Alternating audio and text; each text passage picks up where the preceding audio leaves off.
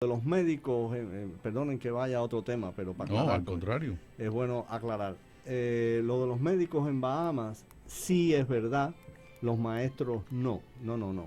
Lo de los médicos y lo de los maestros es verdad, ambas cosas. Hay maestros cubanos con presencia en Bahamas desde hace 20 años, está en los informes que hemos hablado aquí de la doctora María Werló. Oh, sí, Son informes sumamente detallados rigurosísimos. donde se habla, no solo eso, además Bahamas es un reguero de islas y hay islas muy pequeñas donde incluso hay médicos cubanos ahí, o sea, médicos no, maestros cubanos. Ha habido, la presencia de los cubanos en Bahamas es de médicos profesionales de la salud y de maestros y educadores. Hay Ah, gente que asesora al Ministerio de Educación, eso que ya usted puede imaginar por dónde viene la cosa. ¿no será que Manuel lo que quiere decir es que no es cierto que Bahamas haya suspendido la contratación de maestros? Pero Manuel no es el que dice eso. No, no sé quién es, No, no, no, no no. No es veo el Manuel. No veo nombre. aquí, no Es veo aquí alguien quién que es el manda que que dice. dice que Bueno. le agradezco que lo mande, ¿no? Lo de los médicos en Bahamas sí es verdad, lo cual quiere decir que el otro es mentira. No, no, no. Lo de los médicos en Bahamas es una realidad y lo de los maestros en Bahamas también. Que se habla inglés en Bahamas, bueno, pues mandarán a la gente que habla inglés o la gente aprenderá inglés o le enseñarán en español o en turco, pero hay O hasta por señas o también, hasta pues. por señas. Sí, sí, sí. Pero hay profesionales de la educación en Bahamas con una anterior a los médicos, Mm. según los informes de la doctora María Huerla, que son informes. Todo este cambio de política que estamos viendo del Departamento de Estado respecto a los médicos en Cuba, se debe, la base de eso es el trabajo de María Huerla. La asesoría. Sí, Es la persona, yo diría, por lo menos entre las que conozco, mejor informada, y la información que tiene se debe a un trabajo de investigación muy riguroso, consultas, entrevistas, todo lo que se debe hacer para tener información de primera mano y comprobarla, eso es lo que hace María Buenlao. Bueno, quiero decir, quiero saludar a algunas personas. Bueno, dice, dice Manuel, yo solo pedí música.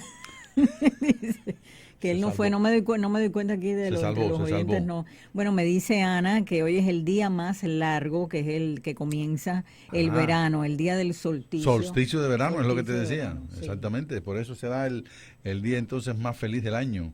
Sí, eso Bueno, acá y hay en... algo aquí sí. para José Antonio que quiero decirlo para que José Antonio pues pues le comente a este oyente, ¿no? Dice, el viernes pasado le comenté, él fue el que dijo, creo que lo hablamos acerca de la subida del precio de la gasolina a raíz de este conflicto de Israel e Irán. Y dice, y Évora dijo que no, que Arabia Saudita supliría y bueno, él dice que eso no es verdad.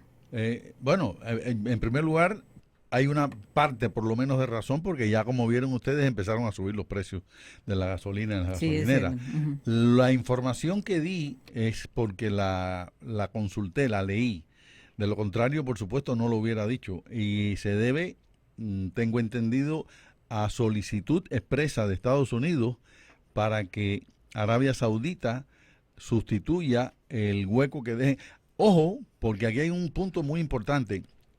El 90% del petróleo iraní lo compra China. Bueno, hay una cuestión con el petróleo que están diciendo que puede favorecer que si hay un cambio de régimen o hay una erosión muy grande de la economía iraní, por ejemplo, los ataques a las refinerías. Uh -huh. A Irán le atacan las refinerías porque las refinerías sí no están bajo tierra, las refinerías están ahí, le atacan las refinerías e Irán tiene que inventarse cómo vivir. Y afectan a China. Y afectan, no, entonces dice que Estados Unidos quedaría como productor y como exportador y como el gobierno o sea, el poder de mayor influencia en las decisiones que se tomarían sobre la zona y el petróleo y eso, que Estados Unidos quedaría en una posición ventajosa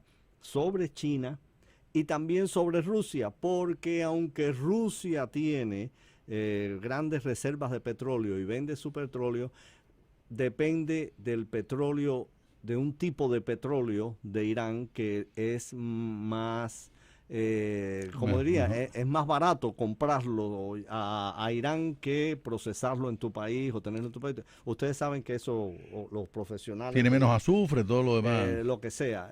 Muchos países exportadores de petróleo compran. Estados Unidos compra petróleo. Estados Unidos compra petróleo. O sea, que le es más barato comprarlo. Es más barato ¿El de Canadá? en algunos sentidos porque es más fácil de refinar, lo que sea, por los costos. Pero la situación le pudiera dar a Estados Unidos una ventaja sobre China y Rusia en ese sentido. Y con respecto a si Arabia Saudita o no lo hace, lo que leí fue que Estados Unidos le pidió que lo hiciera y la verdad es que no tengo una explicación para por qué, si el petróleo iraní iba a parar en un altísimo % a China, ¿en qué medida puede perjudicar eso el precio del petróleo? La única explicación que me doy lógica es que, claro, si China deja de recibir el petróleo iraní, el 90% del petróleo que produce Irán, se va a ver obligada a acudir a otros mercados y cuando la demanda china es enorme, cuando China entre en esos mercados buscando petróleo, vamos a suponer que no tiene la provisión de Irán, por supuesto, al aumentar la demanda, se reduce, aumentan los precios. Y de ahí viene la razón por la cual pudiera ocurrir ese aumento de precio. Ese es el punto donde creo yo que Estados Unidos ha intervenido para pedirle al gobierno de Arabia Saudita que aporte más barriles de petróleo al mercado internacional. Ese es el punto. Bueno, aquí me dice otro oyente, creo que es Norberto, dice, buenas tardes, se dice que Trump dejó afuera de las conversaciones con Israel a Tulsi Gabbard.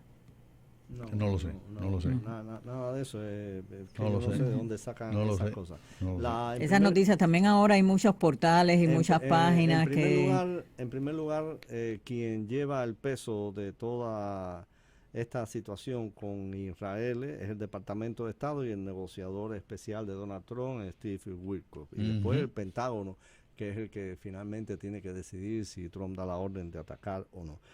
Es el que tiene que darle la información, el que decide él. Claro. Sí. Entonces, el Situation Room en estos días está en candela. Claro, lo que te estaba diciendo es que el canciller iraní está en Europa, está en Suiza, hablando con las naciones europeas, la UE, etcétera. Y cada vez que eso ocurre, pues hay un congelamiento a favor de Irán. ¿Por qué? Porque la Unión Europea tiene negocios billonarios con Irán. Dice que fracasaron las negociaciones en Suiza, ¿sí? Que no le gustaría perder. Por otra parte, está la rencilla de protagonismo habitual de la Unión Europea con la administración de Donald Trump. Y el hecho de que hay fuerzas poderosas en Europa de que no, hasta cierto punto, hasta critican a Israel por haber hecho el ataque, lo cual ya a mí me vuela la razón. Con razón. Te vuela la razón con razón. Tenemos que enfocar también esta otra parte del rollo y es lo que ha dicho anoche el gobierno de Cuba a propósito de todo lo que está pasando. Han publicado una declaración del Ministerio de Relaciones Exteriores en la cual reclaman que el mundo intervenga para evitar que Israel ataque Irán. Mira eso, por supuesto. Sí. O sea, estamos hablando de ese gobierno al que muchos aquí quieren calificar de no enemigo de Estados Unidos. Claro. Y miren la posición que está tomando. Y por eso vamos a llamar al colega Rolando Nápoles para hablar un poquito con él.